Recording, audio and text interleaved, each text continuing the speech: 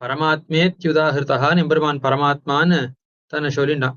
தன்னை மேலான ஆத்மா, இதுக்கு மேலில்லைன்னு சொல்லும்படியாக இருக்கிறதுக்குள்ளேயே மேம்பட்ட ஆத்மான்னு சொல்லினான் தன்னை.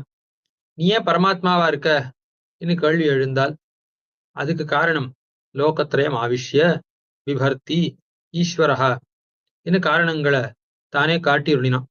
உலகத்துக்குள்ளே புகுந்திருக்கிறேன், உலகத்தெல்லாம் தாங்குகிறேன், உலகத்தெல்லாம் நியமிக்கிறேன், ஆனபடியால நான் பரமாத்மா, நான் தான் புருஷோத்தமன் என்று அருளி செய்கிறான். சம்பிரதாயத்திலே கிரந்தங்கள்ல நிருப்பநபோ வியாவிருத்தி என்று அருளி செய்வார்கள். ஒரு ராஜாவானவன் தன்னுடைய ராஜ்யத்தை ஆள்கிறான். ஆனா ராஜ்யத்துக்குள்ள புகுந்திருக்கிறானா அவன் ராஜ்யத்துக்குள்ள புகுந்துல, நாட்டு மக்களுக்குள்ளே புகுந்து அவர்களை அவனால ஆள முடியாது. அவன் நாட்டு மக்களுக்கு புறம்பே வேறொரு உடல்ல இருந்து கொண்டு அவர்களை ஆட்சி புரிகிறான். ஆகாசமானது எல்லா பொருள்களுக்குள்ளேயும் புகுந்திருக்கிறது. ஆனா அது நம்ம நியமிக்காது. ஆக ஆகாசத்துக்கு புகுந்திருக்கக்கூடிய, பரவக்கூடிய, வியாபிக்கக்கூடிய சாமர்த்தியம் இருக்கே ஒழிய கட்டளை செய்யக்கூடிய ஆட்சி ஆளுமை என்பது அதற்கு கிடையாது.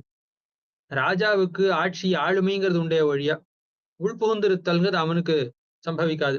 ஆனா எம்பெருமான் எப்படிப்பட்டவன்? ஆவிஷ்ய ஈஸ்வரகான்னு உள்புகுந்து ஆளக்கூடிய சுவாமி என்று தன்னை சொல்லிக்கிறான்.